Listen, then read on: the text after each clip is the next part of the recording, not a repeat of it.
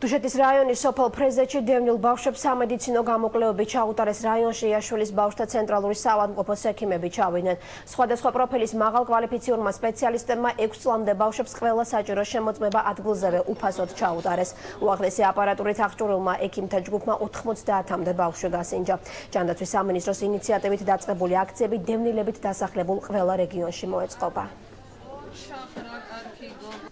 ეს პროგრამა მოიცავს მთელ საქართველოს და სხვა კომპაქტურად ჩასახლებულ ადგილებშიც მოხდება გამოკვლევა ბავშვების, მათი ჯანმრთელობის მდგომარეობის შესფასება. მოვიცავთ ყველა ბავშვს, რომელიც არის 0-დან 6 წლამდე ასაკის, აბსოლუტურად. თუ შეიქმნა ამის საჭიროება, ისინი ტრანსპორტირებული იქნებიან ჩვენთან იაშვილის სახელობის ბავშვთა ცენტრალურ საავადმყოფოში და ჩაუტარდებათ ადეკვატური მკურნალობა მთლიანად ამ პროგრამის ფარგლებში, ანუ მთლიანად სახელმწიფო დაფინანსების ფარგლებში.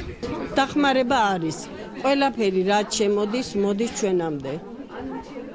წამალია თუ რაც არის, ყველაფერი მოდის ბავშვებამდე.